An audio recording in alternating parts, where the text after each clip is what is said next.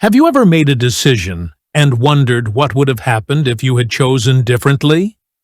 Science suggests that you might not have to wonder, because a version of you may have made that other choice. Not metaphorically, literally. This idea isn't just science fiction. It's grounded in one of the most fascinating interpretations of quantum mechanics, the many worlds interpretation. The many worlds interpretation was first proposed by physicist Hugh Everett III in 1957. At the time, physicists were grappling with a fundamental question: what happens when a quantum system is measured?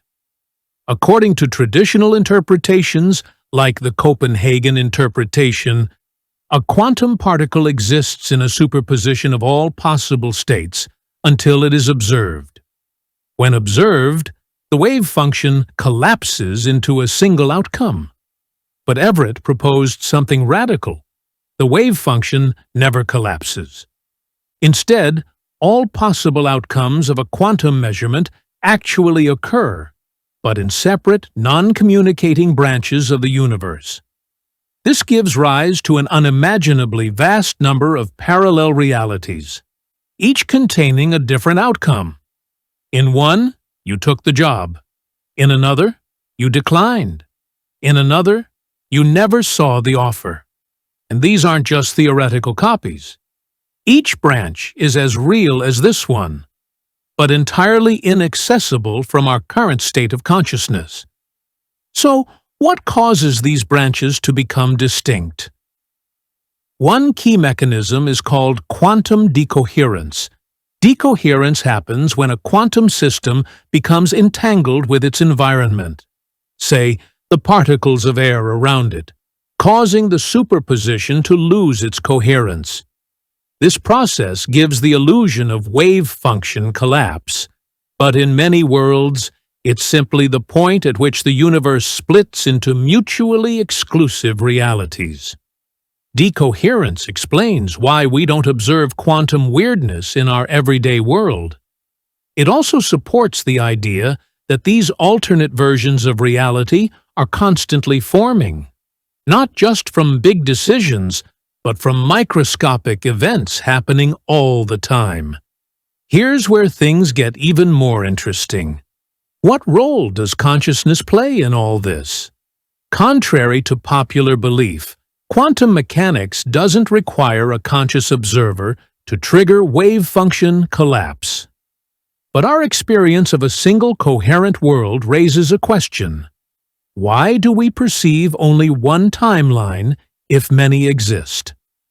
Some speculative theories, like orchestrated objective reduction, proposed by physicist Roger Penrose and anesthesiologist Stuart Hameroff, suggest that consciousness itself may be a quantum phenomenon. If that's the case, then our conscious awareness might be connected to a single branch, and could, in theory, drift between them. That's one possible explanation for phenomena like déjà vu, sudden shifts in memory, or even some near-death experiences. Though highly controversial, these ideas remain on the speculative edge of both neuroscience and physics. Let's bring in the brain. Your brain doesn't passively receive reality, it actively constructs it. Vision, for example, is not a direct feed from your eyes. Instead, your brain interprets limited input, filling in gaps using prior experience and expectation. In other words, what you see is partly a prediction. This same mechanism is responsible for phenomena like false memories, optical illusions, and confabulations, where the brain creates plausible but entirely inaccurate narratives. One famous example is the Mandela effect, where large groups of people remember an event or detail differently from recorded history. A well-known case is the spelling of the Berenstain Bears, often misremembered as Berenstein. While some interpret this as evidence of timeline shifts or parallel worlds, cognitive scientists attribute it to memory reconstruction errors.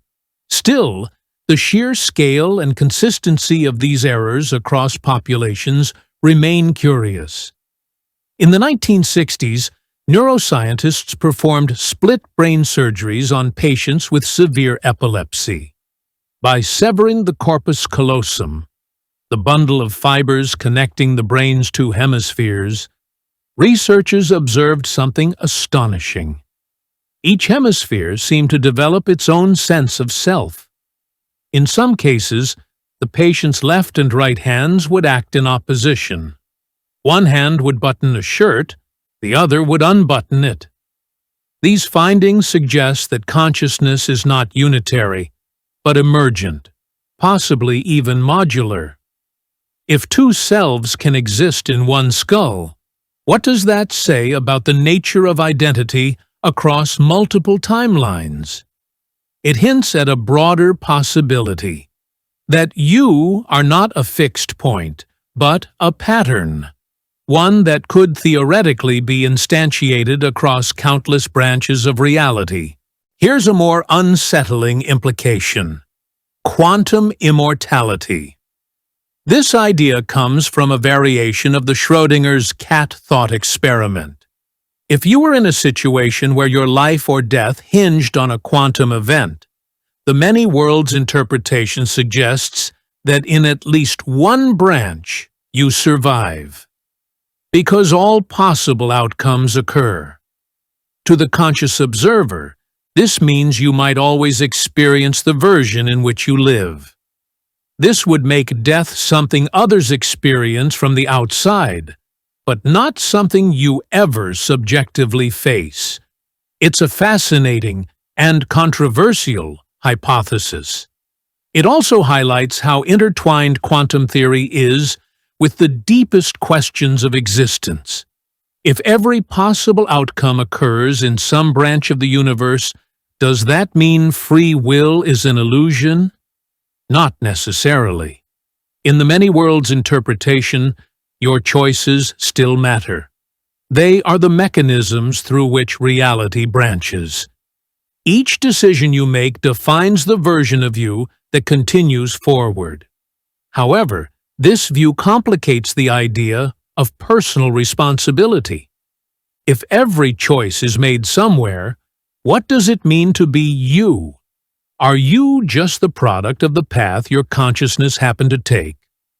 Some philosophers argue that free will in a multiverse isn't about making unique choices, but about experiencing the consequences of the paths you traverse. From your perspective, each decision carves a unique identity, even if all options play out somewhere. This adds a deeply existential dimension to the discussion. It challenges us to consider not only what choices we make, but what kind of person we become by making them. Most people are familiar with the idea of parallel universes from pop culture, but science offers multiple levels of the multiverse. Level 1. Because space is infinite, some regions of the universe will inevitably repeat, meaning exact copies of you, Earth, or even entire galaxies could exist somewhere far away, simply by chance. Level 2. These universes arise from a process called eternal inflation, where bubble universes form with different physical constants and laws of nature, creating realities that might be wildly different from our own. Level 3. According to the many worlds interpretation of quantum mechanics, every quantum event causes the universe to split into multiple branches, each representing a different outcome, resulting in countless parallel realities existing simultaneously. Level 4.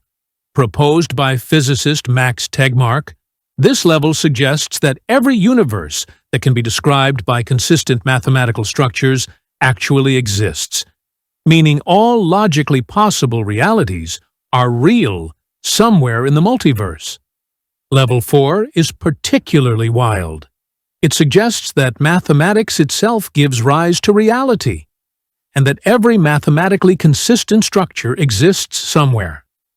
If infinite versions of you exist, making every possible choice, how should you live? One implication is that morality might become more localized. In a multiverse, there are versions of you who do good and versions who do harm. So why strive for anything? The answer lies in subjective experience. You still live in one branch. Your actions still affect others in this reality. Ethics doesn't vanish in a multiverse. It becomes more urgent. You choose who you are here, regardless of what other selves may be doing. Existentially, this worldview can be both overwhelming and liberating. Overwhelming because it shatters the illusion of uniqueness. Liberating because it reinforces that you are not trapped. Every moment is a doorway. You are not a fixed self. You are a process, a continual act of becoming. So where are these other selves? If alternate versions of you exist, why can't you see them? Most physicists agree. Parallel branches are non-communicating. Once decoherence occurs, the worlds split and become causally isolated. That means no time machines, no interdimensional travel. These ideas remain in the realm of speculation and fiction. But the lack of access doesn't mean the realities don't exist. It only means they're outside your current observable frame. However, some theorists argue that slight quantum influences or even consciousness might provide glimpses into these other realities, not as clear signals, but as subtle feelings, unexplained memories, or momentary shifts in perception. So what does this all mean for your life? Right now, in this version of reality? Maybe nothing changes, or maybe everything does. Understanding that you may be one version of many doesn't diminish your existence. It expands it. It means your choices matter, because each decision contributes to the branching structure of reality. Your regrets? Perhaps they were lived out. Your dreams? Maybe some version of you is pursuing them right now. But you're not powerless. The branch you're on is still unwritten. It unfolds with each action, each word, each breath. And that's the most extraordinary part of all. Because, out of infinite possibilities, this is the one you're aware of.